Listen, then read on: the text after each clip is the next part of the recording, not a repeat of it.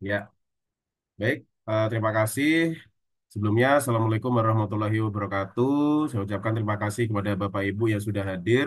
Insya Allah malam hari ini kita belajar sharing bareng-bareng ya tentang pola asuh efektif untuk anak. Kenapa hari ini kita membahas tentang pola asuh efektif? Karena supaya kita sebagai orang tua bisa menjadi orang tua yang cerdas, tentunya memberikan pola asuh yang sesuai dengan apa yang menjadi keinginan anak, sehingga anak juga nyaman, kita juga bisa menasihati dengan efektif, anaknya juga bisa bahagia, tidak merasa tertekan dalam pola asuhnya. Yang penting anak bahagia, orang tua juga bahagia gitu ya. Endingnya seperti itu. Oke, ada pepatah mengatakan tak kenal maka tak sayang. Mungkin di sini ada yang sudah kenal. Nah, kita kenalan lagi ya. Jadi nama saya Renanta Anindya Wardana. Silakan boleh dipanggil Mas Re atau Pak Re. Saat ini saya aktif sebagai konsultan potensi genetik. Ini Instagram saya. Silakan di-follow. Insya Allah banyak informasi yang saya share di Instagram saya. Lalu ini juga TikTok saya. Yuk ketahui underscore potensi dot hebatmu.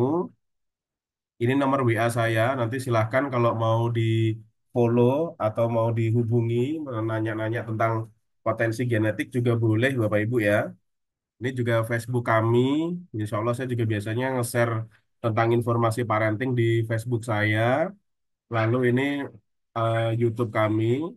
Biasanya saya juga setelah mengadakan webinar seperti ini kita share di YouTube supaya bagi Bapak Ibu yang tidak bisa mengikuti webinar bisa tetap bisa mengikuti materi-materi yang disampaikan seperti itu.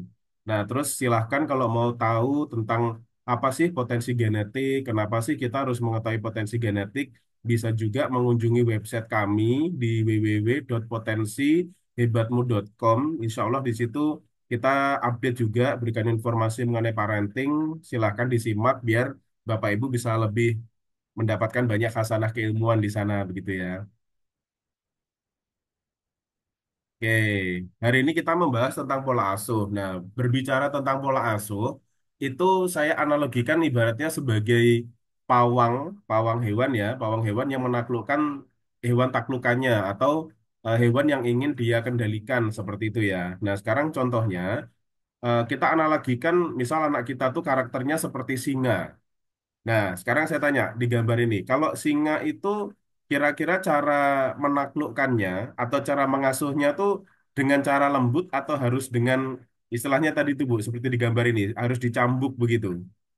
Nah, dia harus modelnya harus dicambuk ya, karena dia tuh Raja Rimba. Jadi untuk menaklukkannya dia tuh harus ada sosok yang lebih kuat gitu ya. Harus dengan penekanan-penekanan tertentu. Nah, lalu yang kedua adalah ini ular kobra, reptil gitu ya. Sekarang kalau misal kita mau menaklukkan ular kobra, terus kita cambuk, Ibu.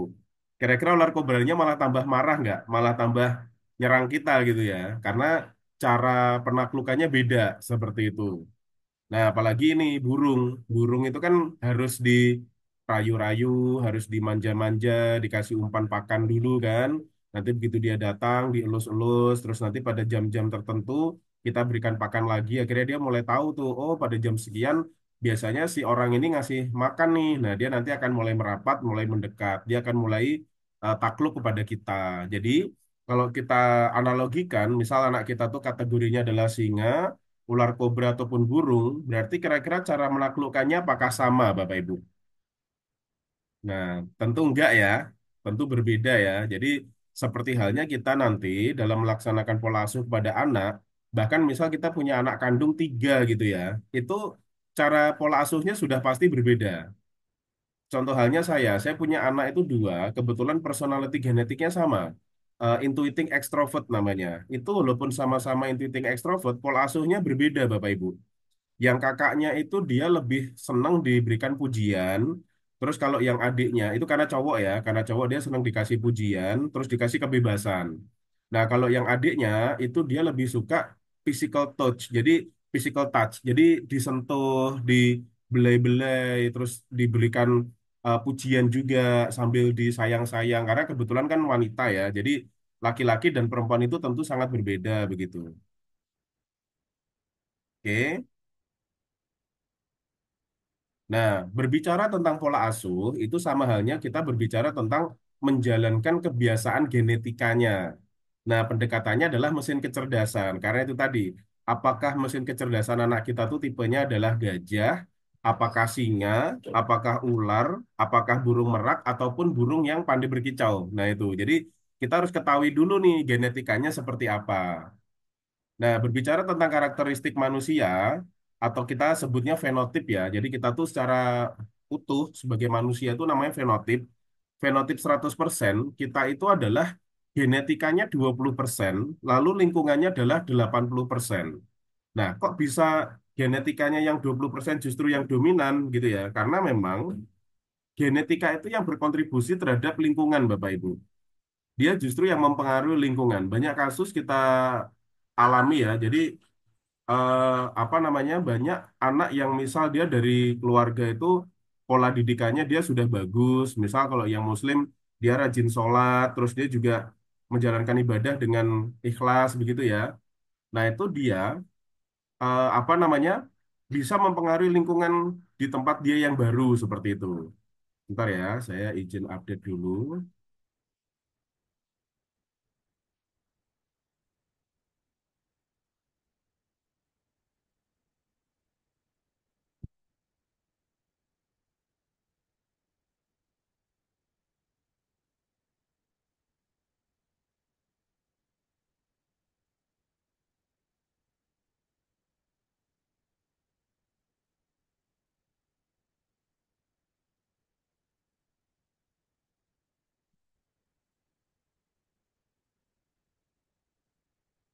Ya. Nah, terus lingkungan ini 80% pengaruhnya, tapi tetap itu tadi kembali kepada genetikanya kita, kembali kepada aslinya kita. Karena manusia itu pada dasarnya dilahirkan itu kan sesuai fitrah, Bu ya. Jadi misal saya fitrahnya sebagai orang thinking. Jadi sampai meninggal pun saya kan jadi orang thinking. Nah, walaupun tadi ada faktor pengaruh dari lingkungan. Contohnya begini, mesin kecerdasan saya tuh tipikalnya singa. Harusnya kan saya tuh disiplin, terus kerja keras, teratur gitu ya. Karena di DISC saya tuh compliance atau kepatuhan, orang yang mengandalkan kepatuhan. Nah, tapi lingkungan keluarga saya, istri saya tuh intuiting, dua anak saya tuh intuiting. Orang-orang yang menyukai kebebasan, orang-orang yang menyukai ekspresi, bereksplorasi, belajar tiap hari gitu ya, yang notabene adalah mengandalkan pada kreativitas. Nah, walaupun genetika saya sebagai orang thinking yang disiplin, terus saya tinggal di lingkungan yang membutuhkan orang-orang yang suka kebebasan, jadi saya belajar, saya harus naik makom, Bapak Ibu namanya.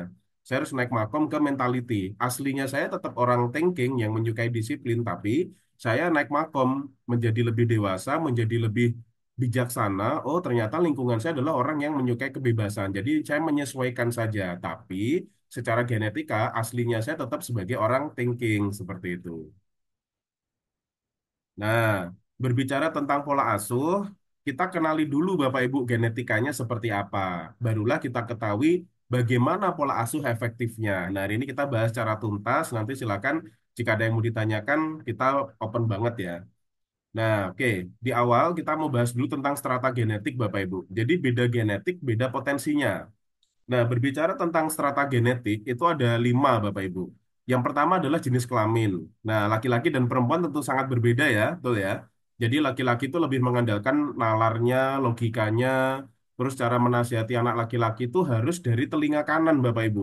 Dia tidak bisa ditatap matanya, karena laki-laki itu kan punya martabat ya. Ketika dia dinasihati dengan ditatap matanya, sama halnya kita tuh seperti merendahkan martabatnya. Jadi kalau kita berbicara dengan laki-laki itu kalau bisa dari telinga kanan karena dia lebih lebih memahami, lebih cepat masuk dari telinga kanan. Nah, kalau berbicara dengan anak perempuan itu baru kita harus tatap matanya karena kan biar dia tuh merasa bergetar gitu hatinya ya ketika ditatap dia bergetar terus habis itu baru kita berikan sentuhan fisik. Nah, sentuhan fisiknya itu seperti dibelai terus diusap-usap punggungnya. Kalau wanita tuh diusap, kalau laki-laki itu ditepuk di bahu kanan, diberikan itu seperti halnya kayak apa namanya memberikan kepercayaan gitu ya, ditepuk ditepuk bahu kanannya. Nah, itu dia akan merasa lebih kuat lagi. Jadi habis kita berikan nasihat, kita tepuk bahu kanan, dia akan semakin menguatkan, oh ya, saya harus melakukan ini, seperti itu. Nah, yang kedua adalah mesin kecerdasan. Nanti kita bahas secara tuntas ya. Jadi mesin kecerdasan itu adalah berbicara tentang belahan otak dominan, Bapak Ibu. Seperti halnya yang kita bahas di sini adalah sesuai dengan Steven ya. Jadi sensing, thinking, instinct, intuiting, feeling. Nah, nanti kita bahas tuntas tentang apa sih belahan otak, apa sih Steven seperti itu. Nah, lalu yang ketiga adalah drive kecerdasan. Ini adalah kemudinya.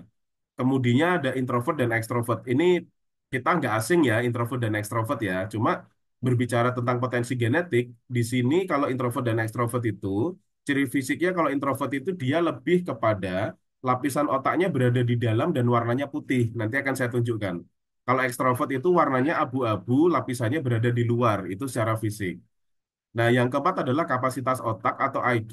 Itu berbicara tentang seberapa banyak volume otak kita. Semakin besar volume otak manusia, dia tuh tingkat kecerdasannya dia lebih tinggi. Makanya kenapa Einstein itu kan otaknya masih diteliti ya, karena memang volume otaknya Einstein tuh dia lebih besar dibanding manusia normal. Jadi kebanyakan tuh kayak alien gitu Bapak Ibu. Jadi belakangnya tuh kayak nonjol gitu, karena volume otaknya lebih besar. Itu biasanya orang-orang IQ tinggi itu seperti itu. Nah, yang kelima adalah golongan darah. Golongan darah A itu biasanya dia lebih analitis, apa-apa dipikirin, orangnya juga sangat logis. Kalau golongan darah B itu biasanya orangnya kreatif, inovatif, imajinatif. Nanti golongan darah AB itu dia pekerja keras, dia rajin, dia orientasinya pada uang, terus dia juga suka beraktivitas fisik, itu golongan darah AB. Kalau golongan darah O, dia lebih mengandalkan perasaannya, empati simpatinya besar, dia juga memiliki apa namanya karisma, karisma sebagai seorang pemimpin seperti itu Bapak Ibu.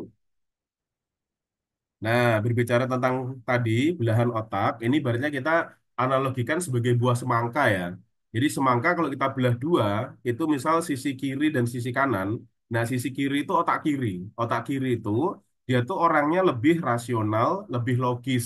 Dia tuh menyukai kenyataan. Nah, kalau yang otak kanan itu dia lebih mengandalkan kreativitas, imajinasi, dan abstrak gitu Bapak Ibu ya. Jadi kalau berbicara dengan orang otak kiri dan otak kanan, sudah tentu sangat berbeda gitu ya. Nah, terus ini tadi yang saya bilang, kalau otak kita dibelah lagi menjadi dua, nanti akan kelihatan, kelihatan nih Bapak Ibu, kalau lapisan otaknya berada di dalam dan warnanya putih, berarti dia kategorinya adalah introvert.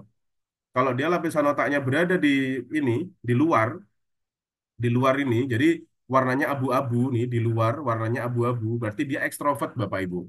Itu secara fisiknya. Nah, terus bagaimana nih tentang misal kepribadiannya dia? Kalau introvert itu dia stimulusnya dari dalam keluar. Dia sifatnya asli Bapak Ibu. Dia bisa menyemangati dirinya sendiri seperti itu. Terus dia harus ditantang, dia harus ditakut-takutin neraka. Bahasanya kalau kamu nggak ibadah, kamu bisa masuk neraka. Kalau kita berbicara dengan anak introvert seperti itu. Nah, kalau berbicara dengan anak ekstrovert gimana Mas Rey? Anak ekstrovert itu dia stimulusnya dari luar ke dalam. Kita sebutnya dengan rakitan atau tidak asli ya, karena dia terpengaruh banyak dari lingkungan. Tapi kebetulan saya ekstrovert, keluarga saya juga ekstrovert semua. Jadi saya bilang orang ekstrovert itu enaknya adalah sumber literasinya banyak. Jadi itu sebuah keberkahan bagi orang ekstrovert. Jadi dia kaya akan masukan gitu ya. Jadi kita nggak bosen gitu karena kita banyak variasi untuk hal-hal baru begitu kalau orang ekstrovert. Nah, terus orang ekstrovert itu harus difasilitasi Bapak Ibu dan juga harus diiming-imingi surga. Jadi begini, kalau kamu mau masuk surga, kamu harus ibadah. Kalau introvert tadi, kalau kamu nggak ibadah, kamu masuk neraka. Nah, berarti kan sudah beda banget ya pendekatannya. Nah, jadi dari sini pun sudah kita ketahui nih, pola asuhnya kan pasti sangat berbeda kan. Nah, oleh karena itu penting banget kita harus mengetahui belahan otak dan juga lapisan otak dominan kita tuh ada di mana seperti itu. Nah, berbicara tentang mesin kecerdasan atau belahan otak dominan, itu ada 5 Bapak Ibu ya. Jadi yang pertama adalah sensing, itu di limbik kiri, jadi di sini otak bawah sebelah kiri itu kategorinya adalah sensing.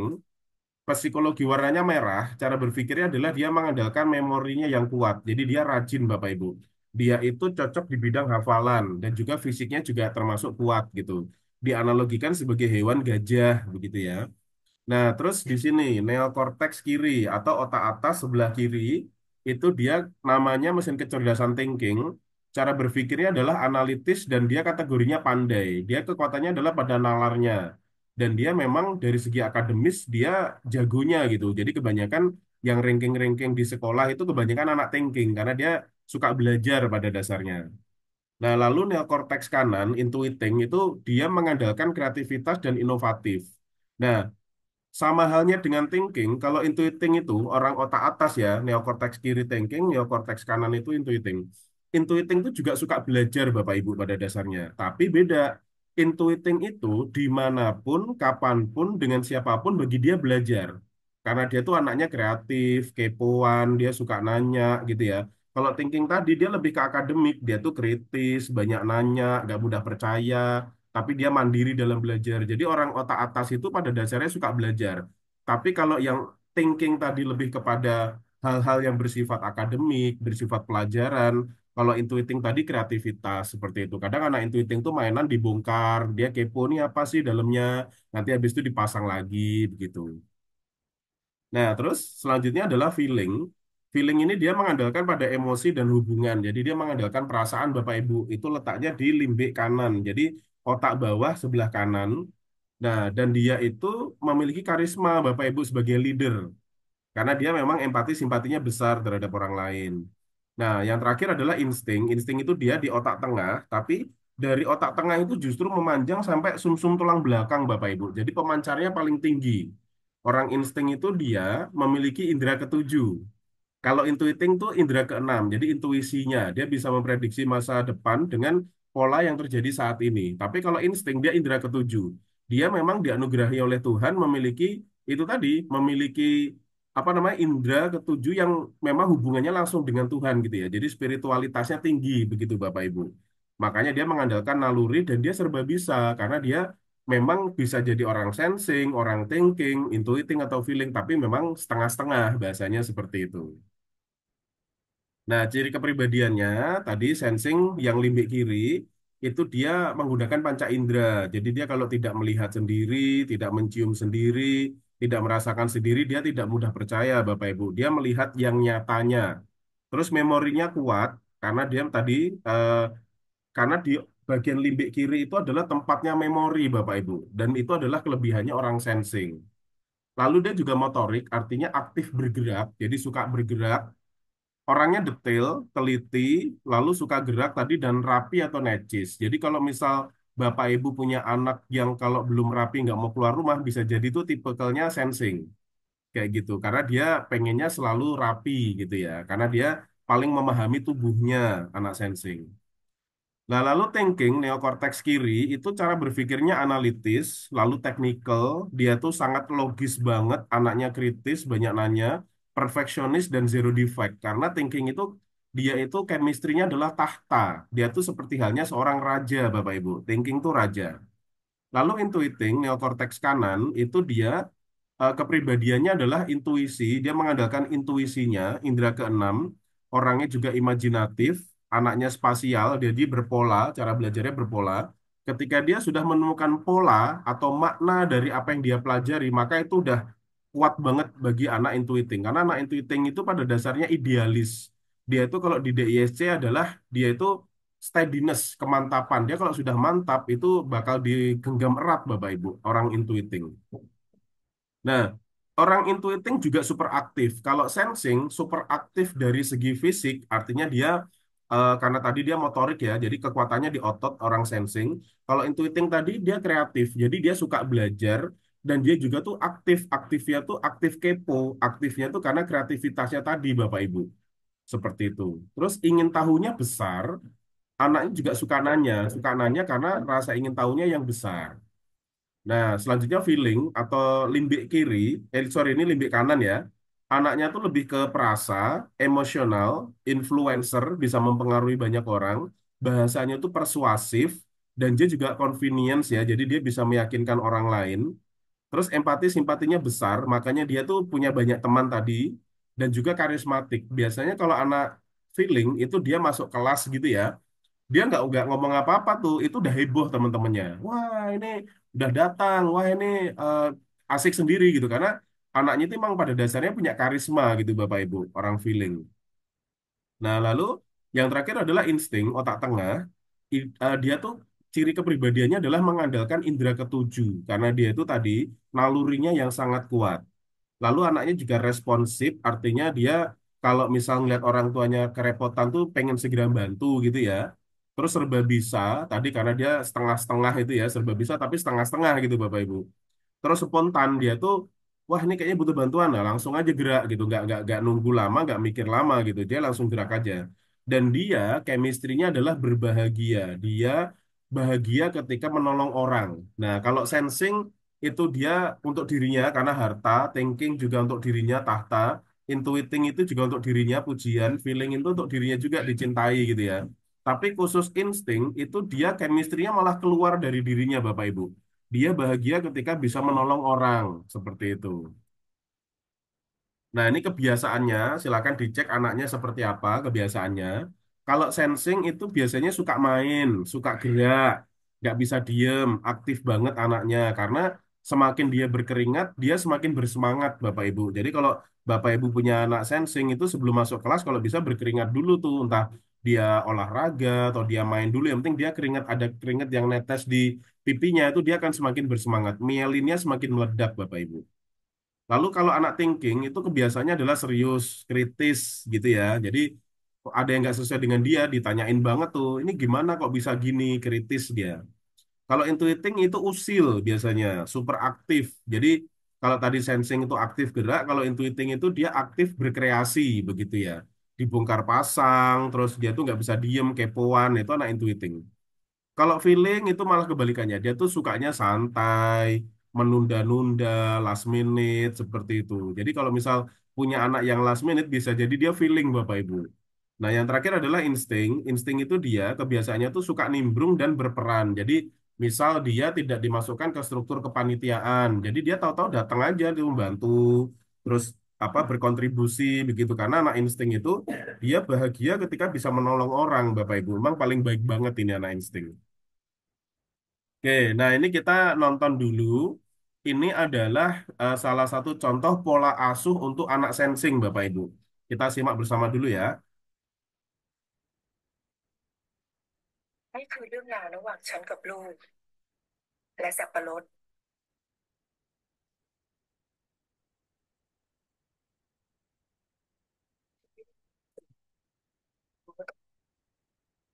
แบบไหนก็รู้แค่ว่าต้องทำให้ดูให้เขาเห็นเป็นตัวอย่าง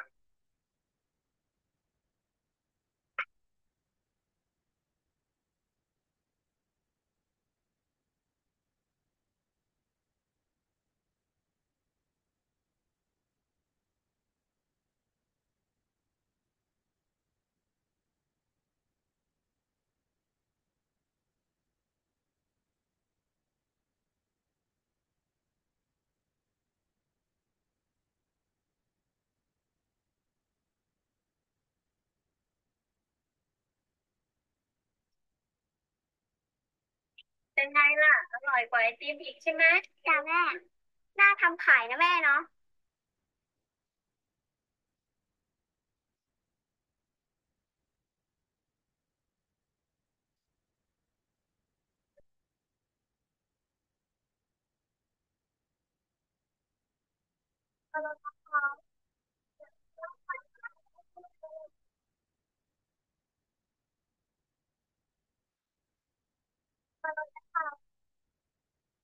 แม่ทำไมไม่มีใครซื้อเลยอ่ะงั้นลองไปดูที่ตลาดว่าเขาขายกันยังไง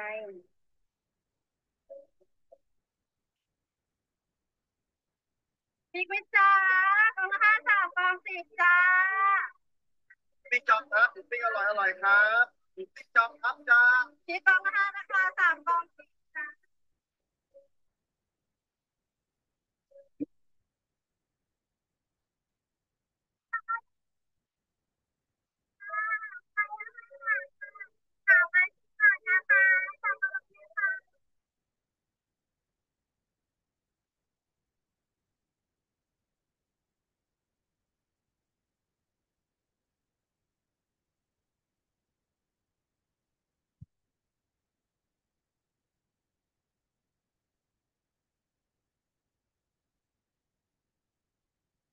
พอเห็นเขาได้สังเกตได้ลองทำเองวันนี้ฉันสบายใจแล้ว ได้เห็นเขาทำได้แบบนี้และมั่นใจว่าวันข้างหน้าถ้าไม่มีฉันเขาจะยืนได้ด้วยตัวเขาเอง ชราภูสวัสดิ์ได้รับทุนจากโครงการสัญรักษ์จนจบปริญญาตรีปี2556แรงบันดาลใจจากครอบครัวสร้างการเรียนรู้ที่ไม่รู้จบOke.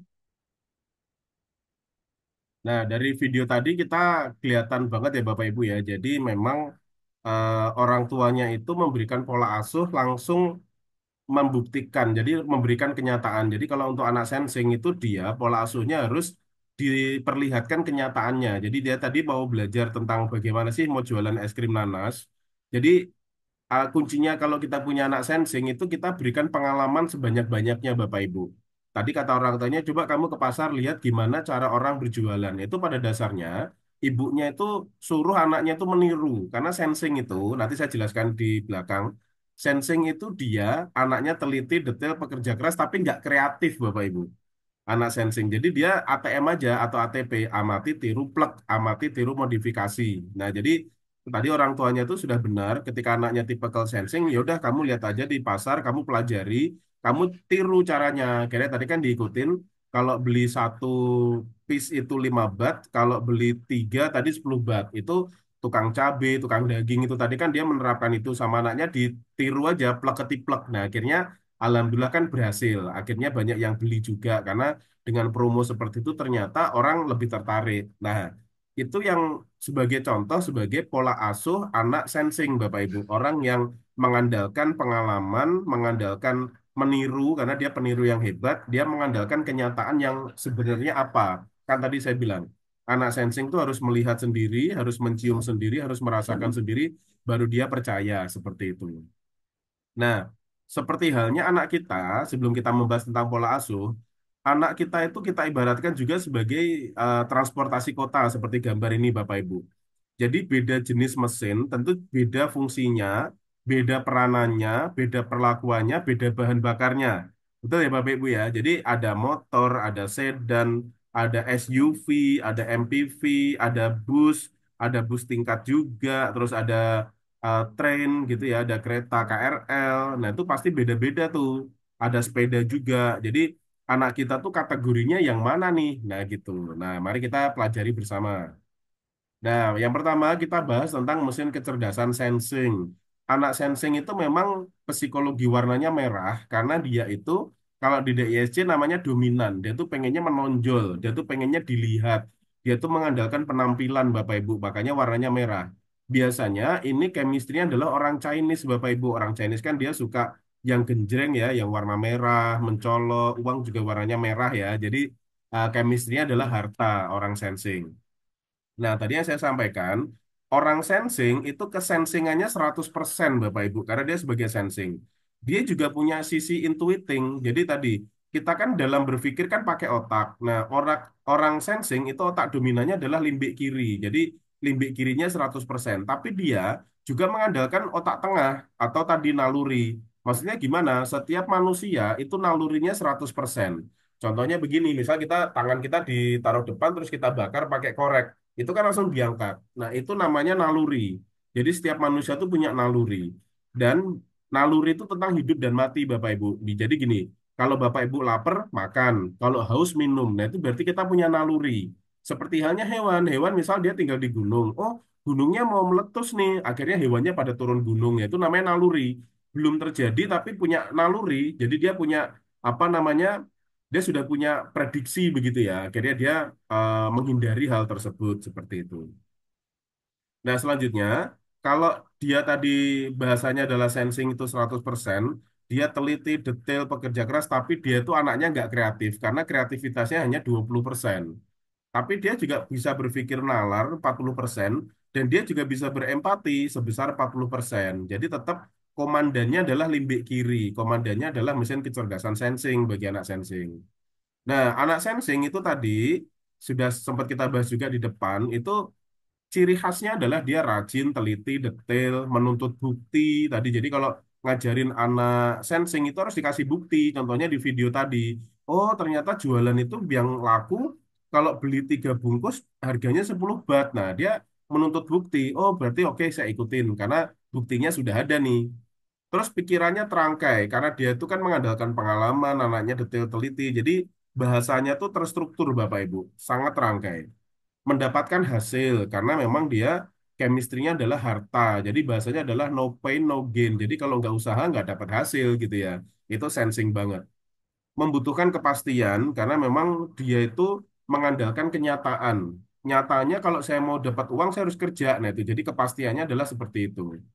Nah, anaknya suka mencontoh karena anak sensing itu nggak kreatif. Jadi kita sebagai orang tua kalau punya anak sensing itu harus rajin-rajin, harus memperbanyak pengalaman anak kita. Jadi kita harus sering ngajarin. Contohnya nyapu aja, nyapu tuh nggak cukup ngajarin sekali Bapak Ibu kalau punya anak sensing bisa 3 sampai 5 kali karena dia itu harus benar-benar dikasih contoh, dikasih bukti, baru nanti dia setelah mengingat 5 kali, sering diulang sampai 5 kali. Nah itu akhirnya dia tahu, oh nyapu tuh kayak gini gitu. Karena pada dasarnya anaknya nggak kreatif, tapi dia tuh pada dasarnya pengen gerak aja gitu, pengen karena dia kan eksekutor gitu ya, pengennya yang penting action, nah gitu.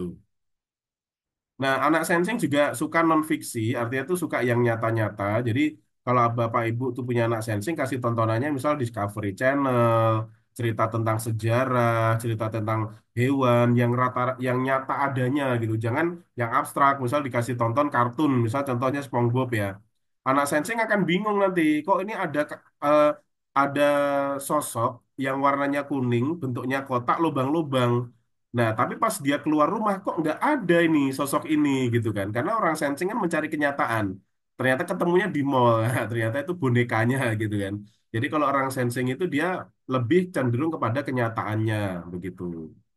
Nah, ingatannya kuat. Jadi kalau ngomong sama orang sensing itu mengandalkan pengalaman. Jadi kalau kita ngomong ke orang sensing itu malah justru mengingat masa lalu, Bapak Ibu. Karena dia itu mengandalkan pengalaman dan saat ini, yang nyatanya hari ini apa gitu. Nah, chemistry-nya adalah harta.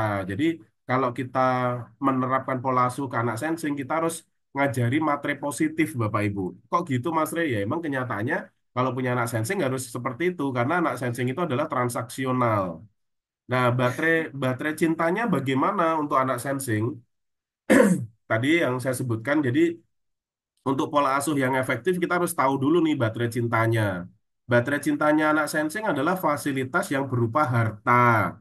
Dia tuh harus dikasih imbalan Bapak Ibu. Jadi tadi materi positif. Misal gini, Mas nanti kalau ikut acara ayah sama bunda, masnya anteng, masnya nggak ribut, nggak tantrum ya, nggak bikin masalah. Nanti ayah belikan mainan. Nah mainannya tuh jangan yang mahal juga. Yang penting dia dikasih imbalan, dikasih barang. Kebendaan, anak sensing tuh suka yang kebendaan Bapak Ibu. Nah, yang kedua adalah penampilan. Jadi anak sensing itu dia tadi paling memahami tubuhnya. Kalau Bapak Ibu punya anak sensing dia malu tampil, nggak mau tampil, bisa jadi ada yang salah. Bapak Ibu tidak memberikan ruang bagi dia untuk tampil, karena pada dasarnya anak sensing itu suka tampil. Nah, terus ini mengandalkan pengalaman. Jadi Bapak Ibu harus sering ngajarin tuh, sering diulang-ulang. Ketika dia sudah banyak pengalaman, maka dia akan banyak literasi. Dia akan mulai banyak berpikir, oh, berarti cara yang benar seperti ini karena sering diulang-ulang. Bahkan termasuk di TAFIS, kalau untuk anak sensing itu dia harus diulang sampai 15 kali, Bapak Ibu. Karena anak sensing tadi memorinya kuat, tapi itu tadi sedikit-sedikit tapi harus diulang terus-menerus. Nah, baterai cintanya itu adalah diberikan hadiah atau gift gitu ya. Jadi hadiahnya pun nggak usah yang mahal-mahal banget. Jadi yang penting berupa kebendaan aja dia udah senang dikasih hadiah begitu. Nah selanjutnya adalah thinking. Thinking, mesin kecerdasan thinking. Jadi kethinkingannya adalah 100%, tapi dia tetap punya feeling 20%. Artinya gimana? Orang thinking itu nalar, logis, rasional, tapi nggak peka. Orangnya kaku, orangnya dingin gitu ya. Jadi kalau feeling kan tadi empati simpati gitu. Jadi orangnya tuh logis, rasional tapi dingin, kaku, nggak peka gitu Bapak Ibu. Itu orang thinking. Orang thinking juga punya sisi sensing dan intuitingnya 40%. Jadi dia juga teliti detail tapi hanya 40%. Dia juga kreatif tapi hanya 40%. Tapi dominannya tetap adalah kethinkingannya dia. Logis, rasional, tapi kurang peka. Tadi feelingnya 20%.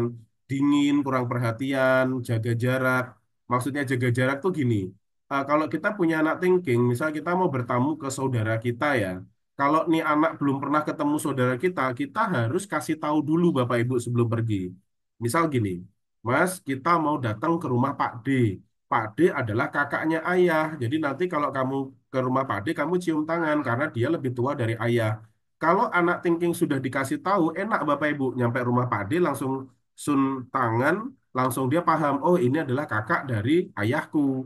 Tapi kalau kita tidak memberitahu ini Pak D, ini kakaknya ayah, segala macam, anak itu akan jaga jarak. Jadi dia akan mikir dulu nih, anak thinking kan analisis ya. Jadi ini siapa? Apalagi kalau kita suruh tiba-tiba anak kita suruh cium tangan. Anak thinking itu menjaga martabat Bapak Ibu. Jadi kalau misal tahu-tahu kita suruh anak kita cium tangan, itu dia merasa martabatnya seperti halnya kayak direndahkan gitu. Ini siapa kok saya suruh cium tangan gitu. Tapi kalau di awal sudah kita sampaikan, dia sudah paham. Nah, baru dia akan mau secara apa namanya secara sukarela lah ya langsung cium tangan karena dia sudah diberitahu. Tapi kalau nggak diberitahu dia kan langsung jaga jarak Bapak Ibu. Dia kan banyak berpikir ini siapa gitu. Terus tanya data tadi ini siapa ya gitu. Kalau misal nggak sesuai dengan pemikirannya dia. Anaknya juga analitis, tadi saya bilang termasuk jaga jarak dan kritis gitu, tanya data. Tegas menuntut hak, karena thinking itu kan dia bekerja dengan giat dan dia ketika dia sudah bekerja dengan dia mau mendapatkan hasil sesuai yang dia lakukan gitu. Jadi dia tegas banget dalam menuntut hak. Anaknya juga maskulin gitu ya, jadi cool gitu ya. Terus tenang biasanya orangnya tuh tenang, terus dianalisis gitu, nggak terlalu banyak pola karena dia lebih cenderung yang bermain adalah otaknya yang terus berpikir gitu, otaknya terus pola gitu ya. Nah, chemistry-nya adalah tahta, jadi dia adalah sosok raja Bapak Ibu, thinking komandan gitu. Nah, apa sih yang menjadi baterai cinta orang thinking? Jadi baterai cinta orang thinking adalah data yang memberikan tahta tadi tuh, martabat. Kunci dari thinking adalah martabat. Nah, kalau kita punya anak thinking, kita harus sering ngajak anak kita tuh ikut lomba Bapak Ibu. Karena dia tuh pada dasarnya anak yang kompetitif banget. Pengennya berprestasi, termasuk belajar aja dia nggak usah disuruh. Dia tuh mandiri pada dasarnya. Tadi saya sempat singgung di awal, anak thinking biasanya kalau di kelas atau di kampus, itu dia biasanya yang ranking tuh, biasanya thinking. Karena dia suka belajar pada dasarnya. Nah, anaknya tuh butuh pengakuan, tadi martabat, dia pengennya diakui. Misal gini, Bapak Ibu kalau misal punya 3 anak, yang nomor 2 misal thinking. Nah, yang nomor 2 tadi kita akui dia, kita jadikan dia sebagai komandan di rumah. Misal gini, Mas nanti tolong kakaknya sama adik dibuat jadwal ya, siapa yang untuk nyapu, siapa nanti yang ngepel, siapa yang beres-beres, tolong diatur ya karena kita punya anak thinking dan kita tahu dia tuh adalah raja, dia tuh komandan, dia tuh tahta banget. Nah, kita kasih aja dia kepercayaan, kasih dia tugas segitu. Nah, insya Allah anak thinking itu dia mandiri dan dia tuh kerja tuntas. Kalau dikasih kerjaan pasti beres. Itu cara cara salah satu untuk ngecek anak kita tuh thinking atau bukan. Nah, anaknya tuh peraturan banget. Jadi kalau di DISC tadi saya sampaikan adalah dia compliance, kepatuhan. Jadi kalau pola asuh untuk anak thinking itu sebenarnya gampang. Kasih aja aturan yang jelas. Kata kuncinya itu Bapak Ibu. Beri aturan yang jelas. Karena anak thinking kebanyakan akan tantrum, kebanyakan akan marah kalau aturannya itu tidak jelas. Atau misal aturannya A, dia sudah menjalankan A, tapi kita tuh berpikirnya B. Oh enggak, nih gini aja. Nah, anaknya bingung kan, loh. Kok kata ayah kemarin A, kok ini giliran aku jalankan A, kok kata ayah B. Nah, dia akan protes Bapak Ibu. Karena dia harus diberikan aturan atau SOP yang jelas. Baru dia nanti akan lebih mudah aja untuk melakukan pola asuh terhadap anak thinking. Seperti itu.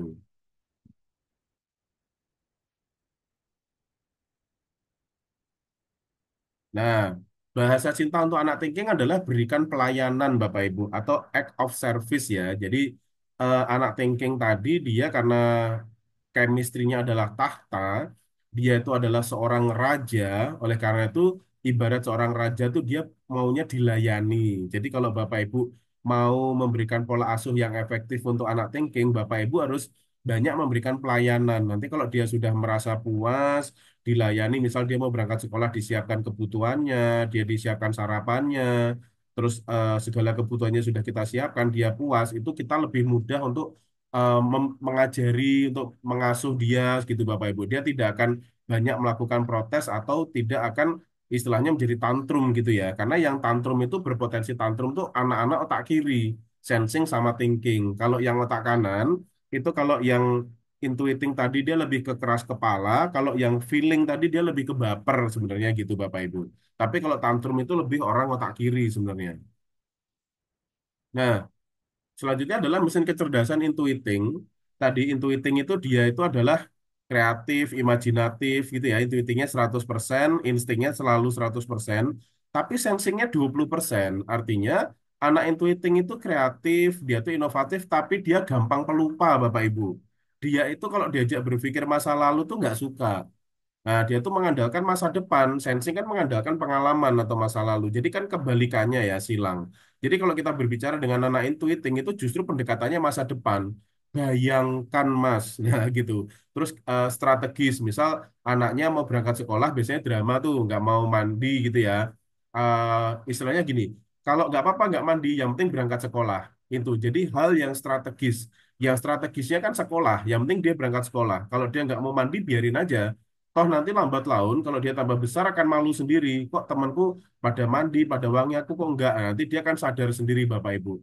Yang penting punya anak intuiting itu kasih kebebasan, jangan dikekang. Karena kalau dia dikekang, nanti mielin atau apa namanya kreativitasnya dia nggak akan berkembang Bapak Ibu. Jadi kita berikan aja kebebasan sebebas-bebasnya, tapi tetap kebebasan yang teratur gitu ya, kebebasan yang terkontrol seperti itu. Nah, anak intuiting juga punya sisi thinking, itu 40%, feelingnya juga punya 40%, tapi tetap dominannya adalah intuiting. Dominannya gimana anak intuiting? Mereka tuh mengandalkan gambaran besar, anaknya tuh kreatif dan unik, abstrak, teoritis, jadi jago ngomong.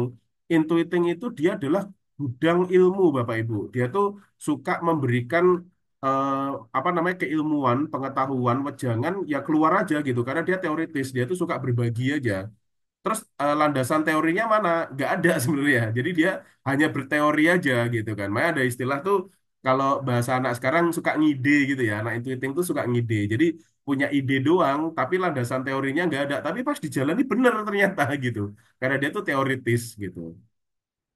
Orientasinya pada masa depan. Tadi kalau bicara dengan orang intuiting harus bayangkan Mas gitu ya. Jadi bayangkan tuh ke depan gitu ya. Jadi tidak ke belakang. Polanya beragam. Jadi kalau misal anak intuiting tuh kalau belajar biasanya dia dari sinopsisnya dulu tuh. Dibaca dulu makna dari bukunya, baru nanti dia, oh kayaknya tuh intinya tuh di bab 3. Nah, dia mulainya dari bab 3.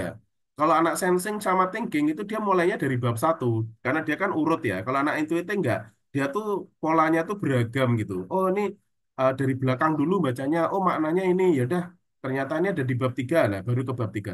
Bab 3, oh ini harus baca dari bab 1 nih, dan dia baru ke bab 1 gitu Bapak Ibu. Jadi dia mencelak-mencelok gitu ya. Tapi emang nggak masalah, karena emang cara belajarnya seperti itu.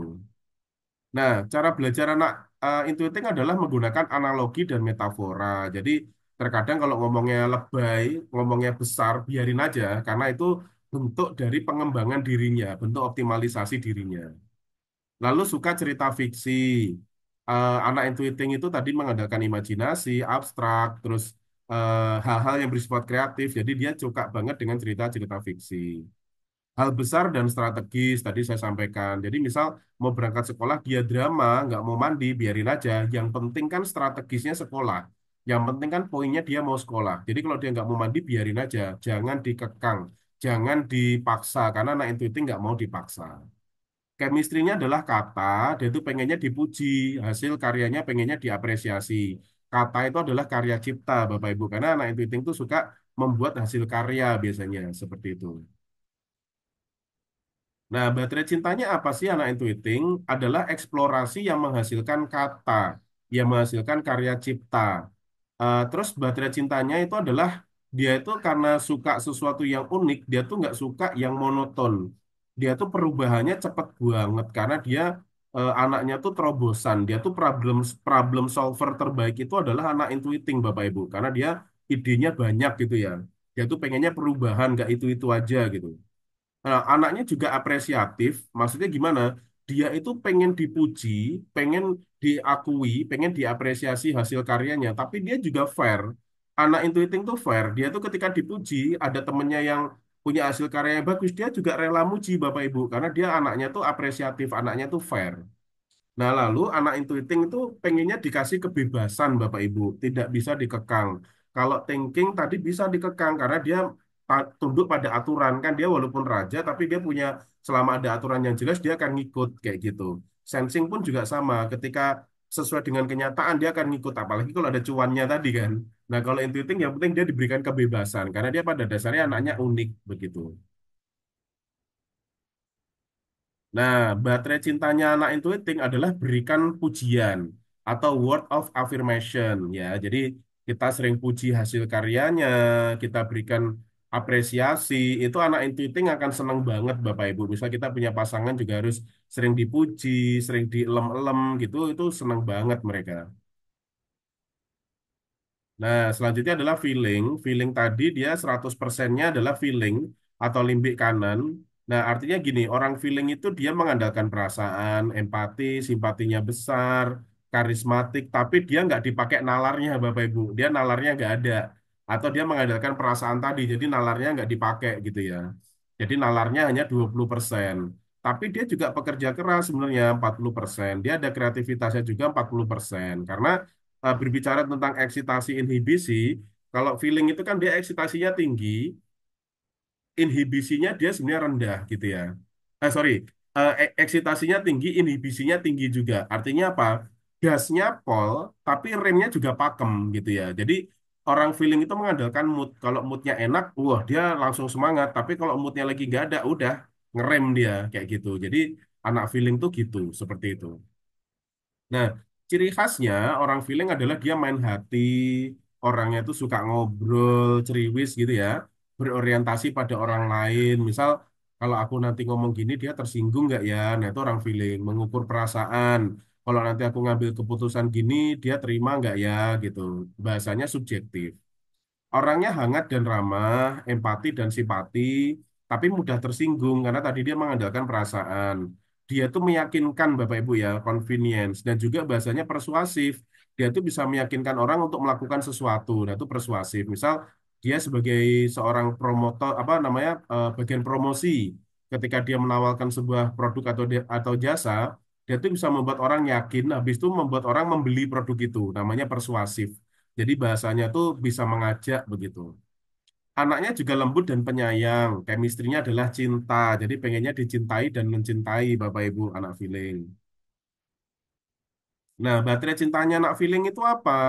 Figur yang memberikan cinta. Artinya, Bapak Ibu kalau punya anak feeling, itu pola asuh yang paling efektif adalah Bapak Ibu harus menjadi idolanya anak.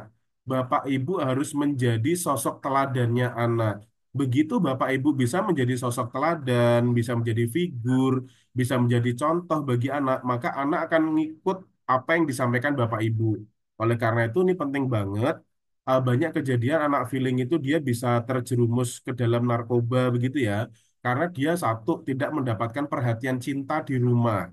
Anak feeling itu dia mengandalkan dia tuh menginginkan ada perhatian cinta, dia tuh nggak mau istilahnya tuh tidak mementingkan dikasih harta, tidak peduli dilayani, tidak peduli dipuji, yang penting dikasih perhatian cinta karena dia tuh kan tadi mengandalkan perasaan. Ketika di rumah dia tidak mendapatkan perhatian dari orang tuanya, dari keluarga, dia akan keluar ketika di luar temannya ternyata memanfaatkan itu awal-awal dikasih perhatian dikasih apa namanya bisa jadi teman curhat yang enak terus lama-lama ini ada barang nih bagus cobain nah akhirnya dia ngikut karena dia menjadikan temannya sebagai idolanya menjadikan temannya sebagai figur akhirnya temannya nawarin barang terlarang anaknya ngikut Bapak Ibu itu ada klien kita juga seperti itu anak feeling kok bisa terjerumus narkoba ternyata dia perhatian cintanya di rumah tidak dapat dia tidak mendapatkan figur, dia tidak mendapatkan sosok dalam rumah. Akhirnya dia mencari sosoknya keluar dan dilalah dapat sosok yang kurang bagus. Masih mending kalau dia ketemu anak-anak, misal anak-anak masjid yang notabene-nya insya Allah bagus begitu ya, atau anak-anak gereja lah ya kalau yang Kristen gitu. Nah, itu masih mending gitu. Artinya ada sosok yang bagus yang bisa mengajarkan kepada kebaikan. Nah, tapi kalau misal larinya malah ke justru hal-hal negatif, nah akhirnya malah anak kita jadi terjerumus Bapak Ibu. Semoga tidak sampai terjadi ya, nauzubillah min dalik. Jadi kita kalau punya anak feeling, kata dasarnya adalah kita harus menjadi figur bagi anak. Kita harus jadi sosok teladan Bapak Ibu. Nah lalu baterai cinta yang kedua adalah kita harus memberikan pujian. Pujiannya yang lebay Bapak Ibu. Karena anak feeling itu dia menyukai sesuatu yang pujian lebay. Jadi kayak, Masya Allah, nih anak ayah cantik banget. Cuma anak ayah inilah yang paling pinter, yang paling cantik gitu. Itu dia udah seneng banget Bapak Ibu. Kalau bahasa Jawanya mah dielem gitu ya, dielem kasih pujian yang lebay. Nah habis itu dipeluk Bapak Ibu. Jadi habis dipuji dipeluk karena dia tuh sebenarnya baterai cinta utamanya adalah physical touch. Jadi sentuhan fisik. Nah, itu tadi dipeluk, kalau anak cewek itu dielus punggungnya, dielus rambutnya, kalau anak cowok tuh ditepuk-tepuk, jadi ditepuk-tepuk gitu. Itu anak cowok senang Bapak Ibu, kalau anak perempuan dielus gitu. Jadi dengan sentuhan fisik, insya Allah bahasa cinta kita akan nyampe ke anak kita yang feeling seperti itu. Nah, selanjutnya adalah insting. Insting itu dia kan otak tengah. Bahasanya instingnya 100%, sensingnya 50, thinking 50, intuiting 50, feeling 50. Bahasanya dia serba bisa atau tapi setengah-setengah begitu loh Bapak Ibu. Jadi anak insting itu serba bisa tapi dia setengah-setengah. Jadi nggak kerja tuntas begitu. Nah, anak insting itu dia cara berpikirnya adalah spontan, mengandalkan naluri tadi, indera ketujuh, pragmatis, generalis, jadi umum-umum gitu ya. Terus menolong, pengennya tuh selalu menolong nih baik banget insting, to the point, jadi dia tuh nggak suka sesuatu yang bertele-tele, temennya banyak karena dia suka nolong, mudah adaptasi, karena anaknya tadi serba bisa, spontan, tapi dia traumatik Bapak Ibu. Artinya, anak insting itu kan baik banget, tapi ketika bayangin, ketika kita sudah baik sama orang, terus orang itu ternyata mengecewakan kita, akhirnya kan kita menjadi kayak langsung kecewa aja gitu Bapak Ibu ya. Jadi kita jadi sedih, akhirnya jadi traumatik, nggak mau lah nolong dia, ternyata dia manfaatin saya aja, nah gitu. Jadi akhirnya jadi trauma. Anaknya juga pendamai dan harmonis. Jadi karena memang orang insting itu mengandalkan kenyamanan Bapak Ibu. Dia tuh pengennya nyaman. Jadi kenapa dia suka nolong orang supaya orang itu jadi baik juga ke dia, bikin dianya nyaman. Nah, chemistry-nya bahagia. Jadi tadi saya bilang, kalau insting itu dia chemistry-nya malah keluar dirinya Bapak Ibu. Ketika dia bisa nolong orang, dia malah baru bahagia. Tapi kalau anak sensing, dia harus mendapatkan harta, thinking harus mendapatkan tahta, intuiting harus mendapatkan pujian atau kata, feeling harus mendapatkan cinta, tapi kalau chemistry-nya orang insting itu dia bahagia. Bahagia ketika membuat orang lain bahagia. Makanya kan luar biasa banget nih kalau kita punya anak insting gitu ya.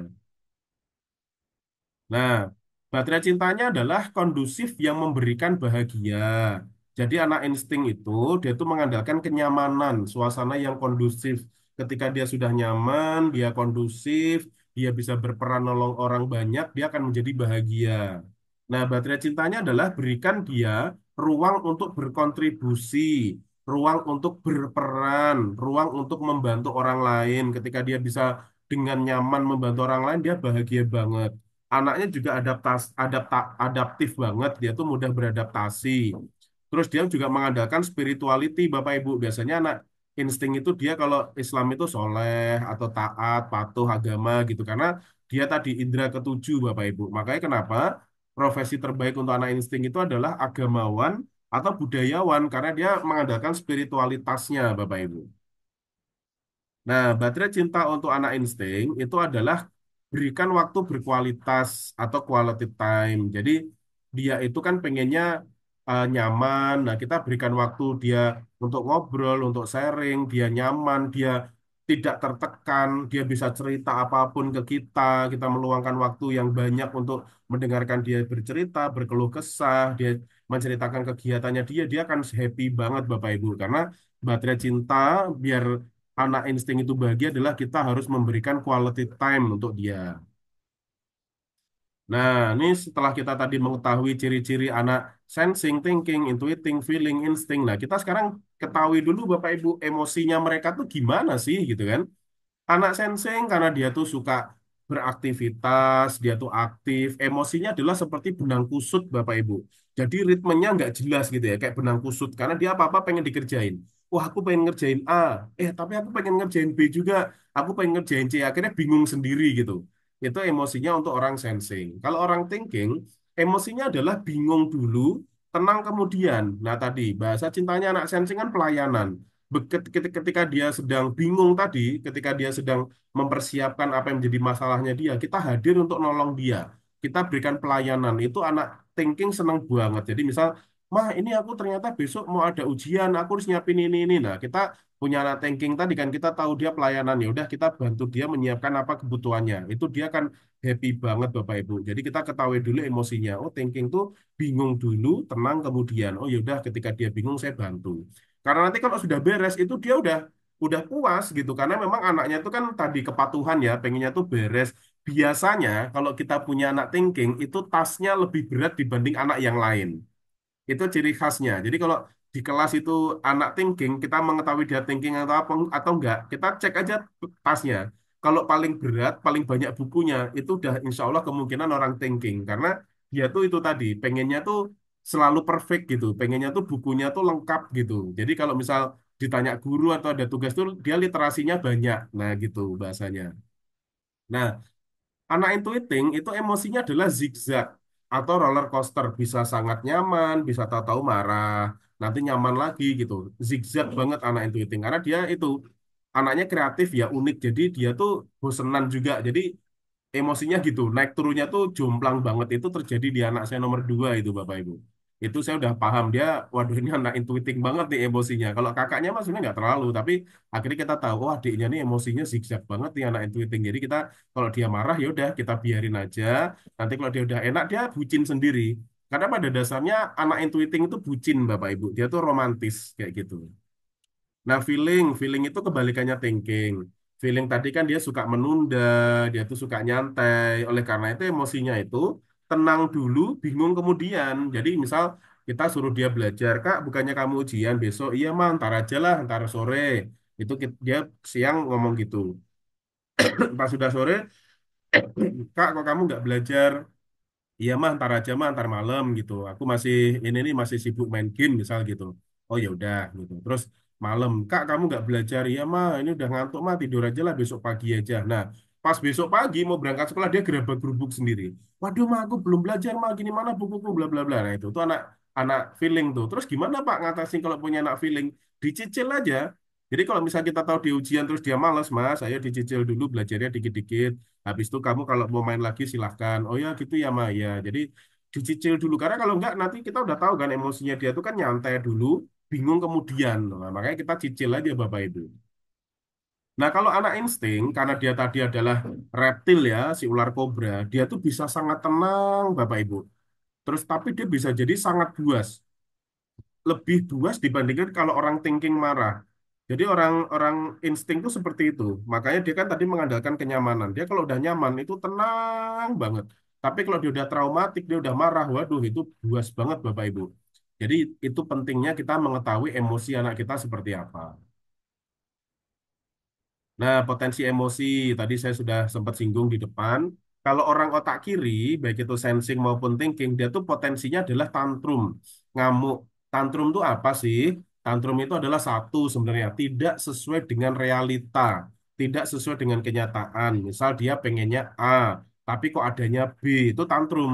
Misal gini, dia pengen, misal dia diajak ke salah satu minimarket ya Indomaret lah gitu ya. Dia pengen es krim. Nah, ketika dia pengen es krim, tapi kan kondisinya sering hujan, orang tuanya kasihan kan, nanti kalau dikasih es krim, nanti dia bisa batuk pilek gitu kan. Jangan mah, jangan es krim, marah akhirnya anaknya tantrum di minimarket. Orang tuanya pasti malu gitu kan. Terus gimana Pak kalau anaknya tantrum di minimarket? Udah biarin aja. 5 menit dia biarin energinya habis, nanti dia kalem sendiri gitu. Jangan anaknya tantrum, orang tuanya ikutan tantrum, nanti yang ada malah berantem di minimarket kan. Jadi biarin aja. Nanti kalau dia udah capek, dia akan lerem. Jadi kalau sensing, kalau dia tantrum, kita tunjukkan realitanya. Jadi gini, Mas, misal dia ngeyel pengen es krim. Mas, lihat tuh, di luar kan lagi hujan, lagi mendung, lagi gerimis. Kalau kamu nanti minum es krim, kamu kalau pilek, batuk pilek gimana? Kamu nggak inget lah. Jadi ngingetnya ke masa lalu. Kamu nggak inget. Bulan lalu kamu pernah kayak gitu juga kan, pas lagi musim hujan, kamu minum es krim, akhirnya kamu batuk pilek. Ingat nggak? Oh iya ya mah. Nah, kita mengandalkan pengalamannya Bapak Ibu, pengalaman masa lalu dan realita yang terjadi saat ini. Jadi pendekatannya kalau anak sensing tantrum seperti itu. Nah, gimana kalau anak thinking? Anak thinking tadi kan mengandalkan pemikiran, nalarnya. Pikirkan, pakai harus kata diksi pikirkan. Mas, coba pikirin deh. Ini kalau ke anak thinking ya. Kalau kamu minum es krim, ini kan di luar kan cuacanya lagi dingin tuh, lagi mau hujan. Nanti sebentar lagi mau hujan nih udah mendung. kalau kamu minum, kira-kira kamu nanti bisa batuk pilek nggak? Coba deh pikirin. Nanti dia akan mikir tuh Bapak Ibu, oh gitu ya mah. Tapi aku pengen es krim mah, yaudah yang kecil aja ya. Jadi misal dia minta cupnya yang sedang, yang kecil aja ya, yang 3.000, yang 4.000, yang penting obat pengen. Oh gitu ya mah, yaudah nggak apa-apa mah. Itu pendekatan karena thinking Bapak Ibu. Jadi dengan diksi pikirkan. Nah, kalau intuiting itu dia sebenarnya tidak ada, insya Allah tidak ada tantrum ya, karena kan dia anaknya kreatif, bisa diajak negosiasi, tapi dia tuh keras kepala Bapak Ibu. Karena itu tadi dia idealis, begitu dia menginginkan, aku pengen es krim mah. Nah, kita baru negosiasi. Oke, mau es krim, tapi es krimnya yang kecil aja ya, jangan yang gede. Misal dia pengennya gede, yang kecil aja ya. Soalnya kan ini lagi musim hujan juga, nanti kamu batuk pilek. Nggak, oke mah, nggak apa-apa. Yang penting kecil, yang penting dia dapat es krim. Kata kuncinya intuiting, yang penting dia dapat barangnya. Nominal gede kecilnya itu kita negosiasikan. Itu kalau anak intuiting. Nah, lalu feeling. Kalau feeling itu dia ngambek baper gitu ya. Misal dia minta es krim tapi kita nggak kasih. Dia langsung baper tuh Bapak Ibu. Nah, kita baru masuk ke dalam empati simpatinya dia. Gini, Mas, coba deh kalau kamu nanti minum es krim, terus kamu sakit, Mama ngurusin kamu, Mama jadi sedih nggak? Nah gitu. Jadi empati simpatinya digugah Bapak Ibu. Nanti kalau kamu sakit, Mama yang kasihan ngeliat kamu nanti juga jadi menderita gitu. Mama juga jadi menderita. Kamu mau nggak ngeliat Mama sedih? Terus ya pakai ekspresi sedih itu nanti anak feeling itu akan lurus sendiri Bapak Ibu. Oh gitu ya, Ma. Yaudah, Ma, aku nggak jadi minum es krim gitu. Karena anak feeling itu mengandalkan perasaan, empati, dan simpatinya. Jadi kalau misalnya dia lagi ngambek, lagi baper, udah kasih waktu dulu. Habis itu baru kita pendekatan tadi. Coba Mas, nanti kalau misal kamu kayak gitu, Mama jadi sedih nggak? Nah gitu. Jadi empati simpatinya Bapak Ibu yang kita serang. Nah kalau insting itu dia traumatik, dia sangat buas. Misal dia lagi dia kecewa tuh terus marah, ya udah kasih waktu dulu. Baru habis itu pendekatannya pakai kata tolong. Jadi gini Mas, Mas mau nolong Bunda nggak?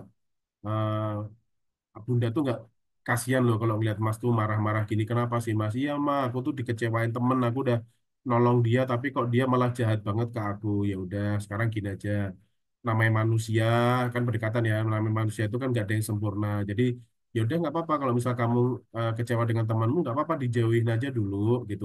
Tapi tolong ya, tolong Mama gitu. Mama tuh nggak suka loh ngeliat kamu tuh marah-marah gitu gitu kan. Tolong banget Mama tuh pengen kamu tuh jadi anak yang kalem, jadi anak yang apa namanya cerdas gitu kan. Nanti anak anak insting insya Allah akan kena tuh Bapak Ibu karena pendekatannya adalah tolong, tolong Mama gitu kan. Tolong Mama jangan kamu marah-marah gitu ya. Nanti anak insting akan lebih memahami Bapak Ibu. Tapi pada dasarnya anak otak kanan baik itu intuiting maupun feeling itu tidak bisa kita tekan Bapak Ibu karena dia tuh anaknya mengandalkan tadi emosional gitu ya, mengandalkan kreativitas. Tapi kalau orang otak kiri itu bisa kita istilahnya kasih kayak tadi lah kayak singa. Thinking kan singa ya harus dicambuk gitu ya. Istilahnya kalau dia udah bener-bener nggak bisa kita kendalikan gitu tuh harus dimarahin gitu karena orang thinking dia akan lebih paham oh ayahku marah nih ya, gitu kan akhirnya dia jadi oh yaudah deh ayahku udah marah jadi yaudah aku ngikut aja gitu karena anak thinking tuh ya seperti itu karena kan dia raja ya dia tuh tahta jadi harus dikasih penekanan biar dia paham. Nah, pendekatan pola asuh nih yang penting banget yang jadi pokok pembahasan kita hari ini. Tadi sebenarnya di awal sudah saya singgung banyak ya tentang pola asuh anak. Jadi kalau kita punya anak sensing, pendekatannya adalah pada realita Bapak Ibu. Tadi contohnya minta es krim, tapi kalau misalnya kita kasih pas di musim hujan nanti takutnya pilek. Nah kita tunjukkan aja realitanya. Nih ya Mas, lihat tuh. Di luar lagi mendung. Kalau misal kamu minum es krim nanti kamu batuk pilek sakit siapa yang repot? Kamu nggak bisa sekolah, tuh ditunjukkan aja realitanya. Nanti kamu nggak bisa main lagi, gitu kan. Terus kalau misal kamu sakit gimana? Repot kan? Nah gitu. Kalau anak thinking gunakan penalaran. Jadi penalaran tuh kayak gini. eh Coba Mas lihat di luar lagi apa? Lagi mendung kan? Iya ya Mas. Coba kalau kamu nanti minum es krim terus kamu batuk pilek gimana? Coba pikirin deh. Nah, penalaran. Coba pikirin. Coba Mas resapin gitu ya. Jadi gak usah pemikiran aja. Coba pikirin Mas. Nanti dia akan mikir tuh Bapak Ibu. Kalau anak itu penting masuk ke imajinasinya. Jadi tadi, Mas bayangin deh, nah gitu kan.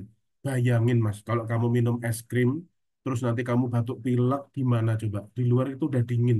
Nanti kamu tambah minum es krim, nanti suhu tubuh kamu nanti malah jadi menyebabkan kamu bisa batuk pilek. Bayangin Mas, kamu nggak mau kan Mas nanti kalau kamu batuk pilek, nah itu. Jadi pendekatannya pada imajinasinya dia. Nah kalau feeling tadi pola asuhnya adalah persahabatan. Eh, Mas sayang sama Bunda kan? Iya mah. Kalau Mas minum es krim nanti Mas sakit, Bunda sedih nggak? Iya mah. Mas nggak mau kan bikin Bunda sedih? Enggak mah. Jadi nggak usah beli es krim ya. Iya mah. Jadi gitu. Jadi pendekatannya persahabatan, empati simpati gitu ya. Jadi pendekatannya emosionalnya dia. Jadi kalau kita udah klik dengan emosionalnya dia, kita udah menyerang empati simpatinya dia, udah itu dia akan insya Allah tunduk gitu Bapak Ibu. Apalagi kalau kita jadi idolanya dia. Misal dia tuh mengidolakan kita sebagai orang tua. Terus kita bilang jangan ya Mas, dia kan oh ya ini idola aku bilang jangan, jadi ya udahlah nggak usah gitu. Karena anak feeling itu idola banget mengandalkan figur di rumah seperti itu. Nah kalau insting itu dia pola asuhnya adalah peranan karena anaknya itu memang suka berkontribusi ya. Jadi gini peranannya, Mas, Mas pengen kan buat mama sama ayah bahagia? Iya, mah. Kalau Mas mau bikin ayah sama mama bahagia, kalau ayah sama mama kasih nasihat, tolong diikutin ya, dijalankan dengan seperti itu. Itu sudah menolong ayah sama mama banget. Ayah sama mama jadi bisa lebih fokus untuk kerja, berusaha, karena Mas insya Allah akan menuruti apa yang menjadi pengasuhan ayah dan mama gitu. Oh iya, mah. Jadi pendekatannya peranan. Gimana caranya dia berperan membantu orang tua begitu Bapak Ibu dengan cara dia menjadi anak yang baik ya gitu. Jadi kita mengandalkan peranan kalau kita punya anak insting. Nah, pola asuh tadi kalau sensing harus diberikan arahan, bukti nyata. Kita harus rajin-rajin ngajarin dia, memberikan banyak pengalaman. Semakin banyak pengalaman, maka dia akan semakin punya banyak referensi gitu Bapak Ibu. Kalau thinking berikan kepercayaan karena pada dasarnya anaknya itu mandiri kayak tadi. Berikan dia kan tadi harus martabat ya. Jadi misal Mas anak yang kedua thinking, kakaknya sama adiknya misal mesin kecerdasannya lain. Mas ayah kasih kepercayaan, bikin jadwal dan ngatur kakak sama adik untuk bersih-bersih rumah ya. Silakan bikin jadwal siapa yang nyapu, siapa yang ngepel, siapa yang beres-beres. Oke ya. Nah, itu kalau anak thinking diberikan kepercayaan, itu dia akan genggam erat kepercayaannya itu Bapak Ibu. Kalau anak intuiting itu pola asuhnya berikan kebebasan, biarkan dia bereksplorasi, tapi tetap terkontrol ya, karena anak intuiting itu pengennya bebas, nggak bisa dikekang, jadi biarkan aja dia berkreativitas. Kalau feeling tadi ortu teladan anak, ortu idola anak, begitu kita sudah menjadi idolanya anak, anak itu sudah menjadikan kita teladan, itu gampang banget untuk kita memberikan pola asuh. Jadi kalau kita tahu anak kita feeling mulai sekarang, kita harus mulai belajar tuh Bapak Ibu gimana anak itu tuh kita tuh bisa menjadi teladannya anak gitu. Nah, kalau insting tadi sama berikan peran. Jadi tadi kita membuat dia berkontribusi dengan cara menolong orang tua. Kalau Mas mau nolong ayah bunda, jadi anak yang soleh ya, jadi anak yang soleha, jadi anak yang baik ya. Oh iya mah gitu. Nanti dia akan berpikir, dia akan oh ya, aku harus bisa bantu ayah mama nih kayak gitu. Nah, kenapa penting mengetahui mesin kecerdasan anak kita? Jadi, dengan kita mengetahui informasi mesin kecerdasan atau belahan otak dominan tuh banyak banget yang bisa kita ketahui, Bapak Ibu. Bahasanya adalah aplikatif. Jadi kita jadi mengetahui chemistry-nya, passion-nya apa. Kalau sensing itu passion-nya adalah harta, thinking itu adalah tahta, intuiting itu kata atau pujian, feeling itu cinta. Tadi kalau insting adalah peranan atau dia berbahagia. Potensi bakat anak ketahuan, sensing tadi dia lebih kepada hafalan, thinking pada nalar, intuiting adalah kreativitas, feeling adalah pada perasaan, kepribadiannya tadi juga sudah saya jelaskan, karakternya seperti apa ketahuan, kehebatan, kebiasaan, fokus, kunci sukses, cara belajar, emosi, pola asuh, jurusan sekolah juga akan kelihatan, profesi karir terbaik, pasangan ideal. Jadi nanti misalnya kita punya anak yang mau menikah, anak kita laki-laki, sensing itu cocoknya menikah dengan wanita feeling. Kalau anak kita thinking, cocoknya menikah dengan wanita sensing. Itu nanti ada Bapak Ibu, namanya score of spouse, nilai pasangan. Terus pola komunikasi pasangan dan keluarga, misal suaminya adalah tipikal thinking, istrinya sensing, itu kan berarti istri mendukung suami. Itu nilai pasangannya 4 tertinggi, itu pola komunikasinya biasanya istrinya akan cenderung mendukung suaminya. Jadi suami akan lebih mudah untuk mengatur istrinya karena sudah didukung sama istrinya. Jadi kita perlu mengetahui kenapa sih yang sudah menikah, sudah berkeluarga juga tetap harus diketahui mesin kecerdasannya karena untuk mengetahui pola komunikasi yang efektif terhadap pasangan dan juga keluarga. Dia kepada anaknya juga harus diketahui. Namanya aliran energi, Bapak Ibu. Nah, lalu kita juga bisa mengetahui nih bisnis terbaiknya apa. Saya juga pernah nemu klien UMKM sih. Jadi, Pak, saya tuh punya bisnis kok nggak jalan-jalan ya, Pak. Gitu kok kayaknya jalan di tempatnya ada yang salah nggak ya? Nah, pas kita cek, dia tuh pengennya dagang, tapi mesin kecerdasannya intuiting. Kalau intuiting itu dia harus jadi pebisnis, Bapak Ibu. Pebisnis sama pedagang itu beda banget. Kalau sensing itu pedagang, ngambil margin tipis, kuantitinya gede, kekuatannya ada pada volume. Kalau intuiting, dia kebalikannya. Volumenya kecil aja, tapi marginnya gede, harganya mahal. Bahasanya parfum Prancis. Nah, harus dirubah. Oh, saya tipikal intuiting, saya pebisnis. Nah, berarti dia harus menjalankan usahanya di bidang bisnis. Oh, saya sensing, saya menjalani usaha saya di bidang perdagangan, di bidang trading, atau sebagai sales. Ngambil untung tipis nggak apa-apa, yang penting keuntungannya, yang penting volumenya besar. Itu kalau orang sensing. Nah, dengan kita mengetahui mesin kecerdasan kita, maka kita akan mengetahui nih golden rule kita tuh apa sih? Golden rule itu kayak tujuan hidup kita gitu loh Bapak Ibu. Jadi tujuan hidup kita tuh kan pasti ingin menjalani hidup dengan versi terbaik kan ya Bapak Ibu ya. Nah, versi terbaik itu apa sih? Jadi kita mengetahui nih, kita bisa merencanakan hidup terbaik kita tuh nanti seperti apa. Karir dan bisnis terbaik untuk saya itu seperti apa. Membuat keputusan strategis. Misal, oh saya Renata adalah seorang thinking, maka keputusan saya adalah saya sebagai CEO dan sebagai konsultan. Karena profesi terbaik orang thinking adalah CEO dan konsultan. Ya udah, saya fokus sebagai CEO, saya kebetulan punya usaha frozen, ya udah saya jalankan sebagai manajer sama sebagai direkturnya. Saya juga sebagai konsultan. Nah, saat ini saya berbicara di depan Bapak Ibu kan sebagai konsultan potensi genetik. Jadi saya sudah fokus. Jadi saya udah nggak lagi pengen jadi apa namanya main trading gitu udah nggak karena bakat saya itu tidak di trading, bakat saya adalah di CEO atau konsultan. Nah, menemukan cara terbaik dan termudah kayak tadi. Oh, kalau orang thinking mau cepat berhasil adalah dia harus jadi seorang CEO yang terhebat. Dia harus bisa memanage usahanya dengan baik. Nah, ya udah, ketika saya sudah tahu itu, jadi saya udah tahu nih cara terbaik saya adalah memanage usaha. Termudahnya gimana? Ya udah, saya harus mengembangkan potensi anak buah saya. Karena kan saya kan tipe komandan ya. Jadi the right man on the right place kata kuncinya. Jadi orang-orang dengan kemampuan tertentu ditaruh di posisi yang sesuai gitu. Jadi kalau sudah kita ketahui oh ternyata potensi saya sebagai orang thinking kan kita jadi lebih mudah mengarahkan karyawan. Nah, selanjutnya adalah berkomunikasi dan berinteraksi dengan tepat tadi. Misal saya orang thinking, istri saya intuiting, itu ketahuan Bapak Ibu komunikasinya. Jadi, oh istriku tuh nggak suka didikte, istriku tuh nggak suka diajak ngomong masa lalu, dia tuh ngomongnya harus bayangan ke depan. Kalau ngomong sama dia tuh harus dipuji dulu, harus disayang-sayang karena dia orang intuiting gitu. Jadi kan enak ya kalau kita udah tahu mesin kecerdasan masing-masing berinteraksi dengan tepat tadi. Oh ya istriku tuh nggak suka bahas masa lalu ya udahlah bahasnya masa depan aja. Terus ketika kita mengetahui mesin kecerdasan maka kita bisa mengembangkan diri kita tadi tuh kita potensinya apa kita kembangkan. Kita bisa mengembangkan keluarga, tim kita, orang lain. Terus kita juga berkaitan dengan profesi kita dan bisnis kita bisa kita kembangkan dengan optimal Bapak Ibu.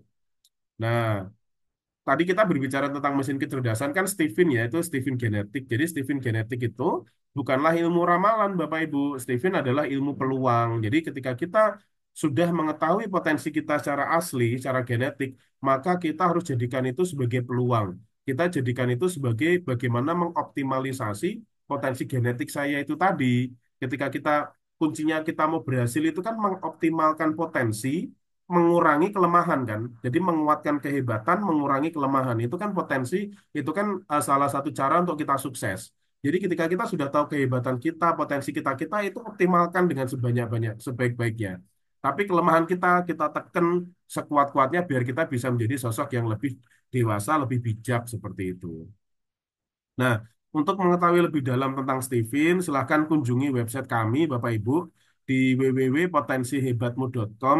Di situ sudah banyak kita share tentang apa sih potensi genetik, nanti bisa dipelajari lebih dalam di sana. Nah, bagaimana mengetahui otak dominan tadi? Caranya adalah dengan tes sidik jari, Bapak Ibu, namanya tes Stephen genetik. Nah, ini saya udah ngetes, alhamdulillah beberapa anak ya, udah banyak yang kita tes. Nah, ini nanti kalau dites tuh diambil sidik jari, tapi jangan khawatir, nanti setelah sertifikat keluar, hasil dari mesin kecerdasan Ibu yang dominan, personality genetik apa yang dominan, itu sidik jarinya secara sistem langsung terhapus secara otomatis, Bapak Ibu. Jadi nggak usah takut, oh ini sidik jari saya nanti disimpan lagi. Enggak. Itu kalau sudah keluar sertifikat langsung hilang secara otomatis. By sistem. Udah dari awal seperti itu Bapak Ibu. Nah, terus ini. Kenapa sih harus Steven sih Pak? Nah gitu kan. Karena Steven itu asa Bapak Ibu. A itu yang pertama adalah akurat. Karena dia menggunakan sidik jari atau biometrik itu sifatnya objektif. Objektif itu artinya karena menggunakan bagian tubuh kita, biometrik, maka keakuratannya bisa menjadi 95%. Jadi itu akan secara jelas menggambarkan siapa diri kita. Keakuratannya 95%. Lalu S-nya adalah simple. Kita cukup tesnya menggunakan sidik jari. Apa namanya scanning sidik jari hanya 5 menit, kurang lebih 5 menit itu sudah keluar hasil. Jadi nggak perlu ngisi kuesioner, nggak perlu ngisi jawab pertanyaan, nggak perlu ngisi-ngisi gitu, nggak perlu jawab wawancara. Jadi cukup ngetap sidik jari 5 menit udah selesai. Itu namanya simple. Nah, yang paling saya suka adalah aplikatif. Jadi, konsep Stephen ini bisa menjawab seluruh pertanyaan siapa diri kita, siapa anak kita, siapa pasangan kita. Tadi, kepribadiannya gimana, profesinya gimana, emosinya gimana, jalur hidayahnya gimana, nanti sama saya hubungannya gimana, komunikasi efektifnya gimana, profesi terbaiknya gimana. Jadi, aplikatif, semuanya bisa dijawab. Jodoh terbaik saya siapa, misal belum menikah gitu ya, atau misal udah nikah, apakah suami saya, apakah istri saya itu sudah menjadi jodoh terbaik saya? Nah itu, oh ternyata bukan. Terus tapi kan saya sudah menikah kan nggak mungkin saya berpisah gitu ya. Terus gimana nih biar bisa menjadi pasangan yang ideal? Nah itu ada caranya juga Bapak Ibu. Makanya kenapa yang sudah menikah pun juga perlu dilakukan tes TVIN. Nah, terima kasih. Jadi, quote of the day adalah mengetahui personality genetikmu, mengetahui personality genetik anak Anda, keluarga Anda, suami Anda, pasangan Anda, tim Anda, akan mempermudah jalan Anda di karpet merah kehidupan menuju bintang terang. Bintang terang itu adalah tadi, chemistry-nya. Jadi, kalau orang sensing, dia punya tahta, dia dipuji, dia dicintai, dia bisa berperan, tapi uangnya nggak banyak, dia nggak kaya, dia nggak bahagia, Bapak Ibu. Orang thinking, uangnya banyak, dipuji, dapat cinta, dapat peranan, bisa bantu orang, tapi dia nggak punya kedudukan, dia nggak bahagia, Bapak Ibu. Orang intuiting, dia punya harta, dia punya kedudukan, dia dicintai, dia berperan, tapi dia punya hasil karya nggak dipuji orang, itu dia juga nggak bahagia. Orang feeling punya harta banyak, punya kedudukan, dipuji, tapi dia tidak bebas mencintai, dia tidak dicintai. Nah, itu dia juga nggak bahagia, Bapak Ibu. Orang insting, dia punya harta banyak, dia punya kedudukan, dia punya, dia dipuji, dia dicintai, tapi dia tidak bisa nolong orang. Dia tidak bebas nolong orang, dia tidak bisa berkontribusi, tidak bisa berperan, dia juga nggak bahagia, Bapak Ibu.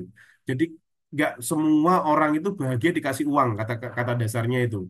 Bisa jadi dia butuhnya adalah pelayanan, dia butuhnya tahta, bisa jadi dia butuhnya pujian, bisa jadi dia butuhnya cinta, bisa jadi dia butuhnya yang penting bisa berkontribusi. Jadi dengan kita mengetahui mesin kecerdasan kita, maka kita bisa optimal dalam mewujudkan apa yang menjadi bintang terang kita itu tadi, Bapak Ibu. Oke, terima kasih Bapak Ibu. Ini adalah alamat kami. Jadi kami itu berada di Perumahan Orchid Green Park, Blok B nomor 7, Pasir Putih, Sawangan, Kota Depok. Silahkan nanti kalau mau main, ini WA kami, ini tadi sosial media kami. Saya minta dong ini di-scan, diberikan penilaian. Jangan lupa bintang 5-nya ya. Jadi hari ini dapat apa aja, insight yang didapat dari pelatihan webinar malam hari ini. Semoga bermanfaat untuk Bapak Ibu dan insya Allah kita lanjutkan dengan sesi tanya jawab. Saya akhiri sekian, kita lanjut untuk sesi tanya jawab. Terima kasih. Assalamualaikum warahmatullahi wabarakatuh.